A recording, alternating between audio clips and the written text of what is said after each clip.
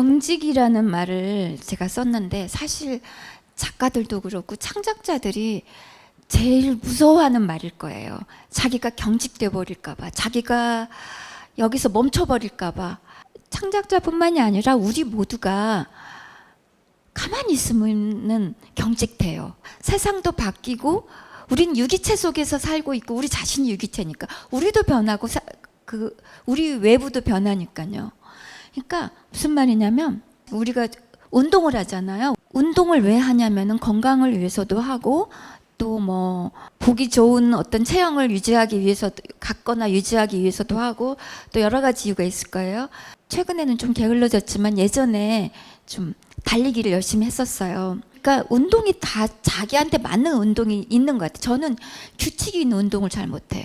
같이 하는 운동을 잘 못해요. 구기 같은 것도 같이 하는 걸 잘 못하고 폐를 끼쳐도 나한테 끼치고 잘 돼도 내가 잘 되고 이런 스타일인 것 같아요. 그래서 뭐 등산이나 뭐 달리기나 이렇게 혼자 하는 거를 좋아하고 기구를 사용하는 걸 또 못해요. 그래서 그 피트니스 센터에 한번 등록해 본 적이 있는데 도대체 못 외우겠어.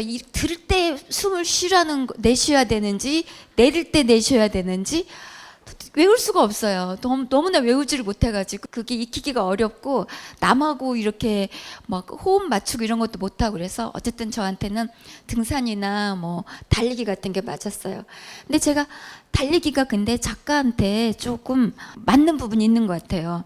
왜냐하면 걸으면서 생각하는 거랑 달리기 하면서 생각하는 거랑 조금 다르더라고요.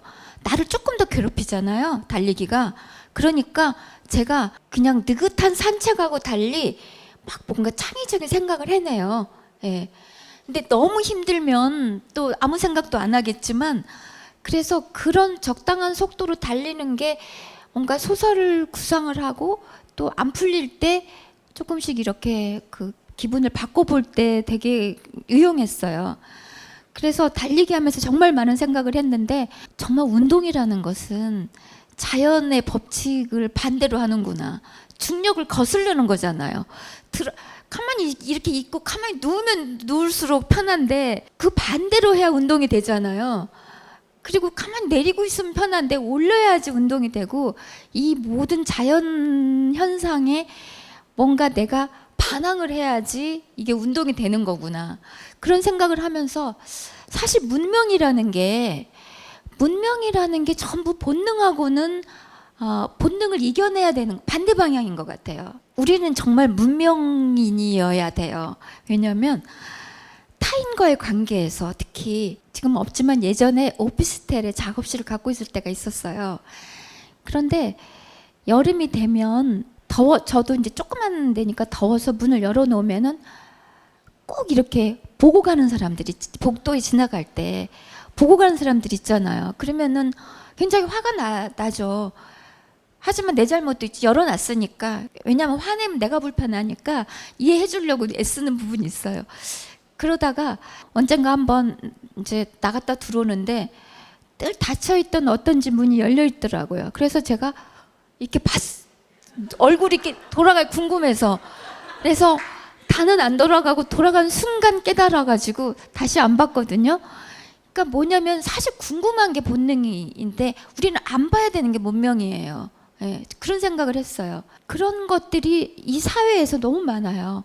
점점 더 왜냐면은 우리가 타인을 존중하면 할수록 타인이란 건 다 다른 존재이기 때문에 우리의 어떤 기준을 타인한테 적용시킬 수 없는 거잖아요.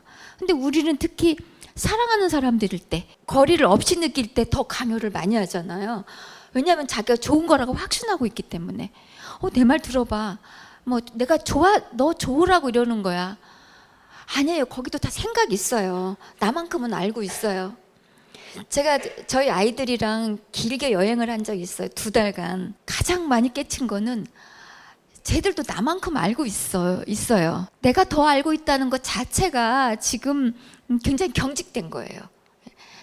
거기서 또 한 번 경직을 느꼈는데 이런 자연스럽게 가만히 있으면 경직돼요. 몸이 경직되는 것도 그렇고 정신도 경직돼요.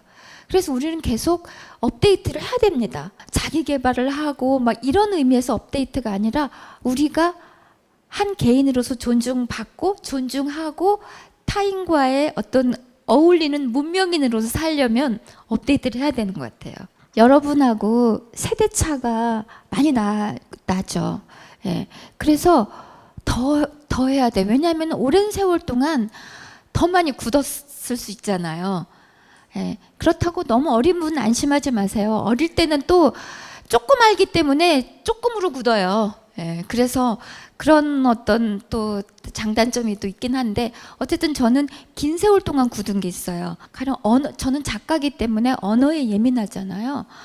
그런데 어느 날 미망인, 안 되잖아요. 미망인이란 말이 예전에는 과부보다 조금 더 품이 있고 뭔가 이제 뭐 좀 분위기가 있는 그런 말 같았는데, 미망인이라는 말 자체가 이렇게 따라 죽지 못한 어떤 아내들, 그런 뜻이라는 것을 알고 이런 거를 쓰면 안 되겠고, 왜냐하면 언어에 이미 그 생각이 많이 들어있거든요.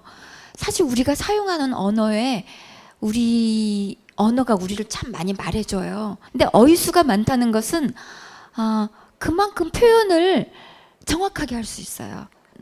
최근에 어떤 장편 소설을 쓰려고 70년대가 배경인 소설이라서 70년대 페미니즘을 좀 찾아보니까 제일 먼저 그 깨뜨리려고 하는 게 신비주의더라고요. 여성에 대한 어떤 신비주의. 그러니까 핍박하고 뭐 무슨 불평등하고 이런 것도 물론 눈에 보이는 거지만, 더 기본적으로 갈수록 그런 것부터 이미 차별이 시작되고 있어. 그런 것은 막 경계심을 안 가질 수 있잖아요. 이건 좋은 거라, 긍정적이라고 생각할 수 있는데, 사실 그런 거에서부터 같은 뿌리로 이어져 오는 거죠.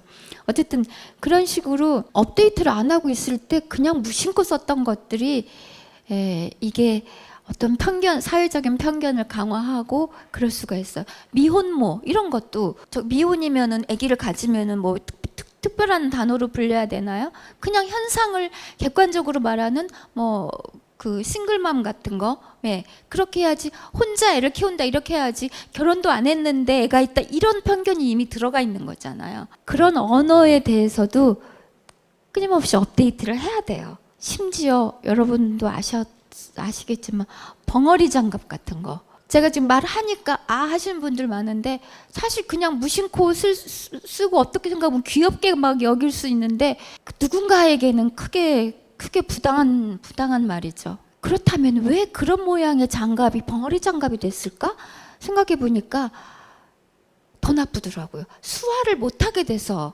그 수화라고 하죠 요새는.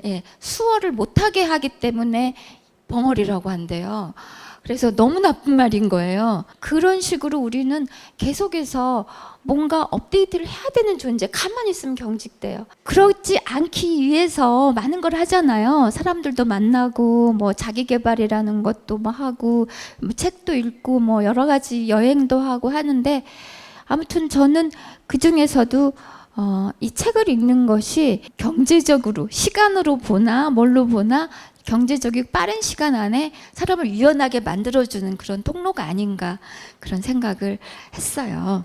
뭔가를 갖고 있는 사람일수록 더 경직된 것 같아요. 나는 경직되기 싫으니까 지금 트렌드를 잘 알아야지, 이런 거랑은 좀 다른 문제 같아요. 트렌드를 막 빨리 알고 막 거기에 맞춰가라는 뜻이 아니라 어떤 내가 문명인이라는 의식이요. 나는 문명사회에 살고 있고, 이렇게 하면 본능적으로 이게 본능이고, 이거를 이겨내야지 모두가 어울리는 이런 문명사회에서 살아가는 문명인이라는 의식을 갖게 되는 것 같아서 드린 말씀이었어요.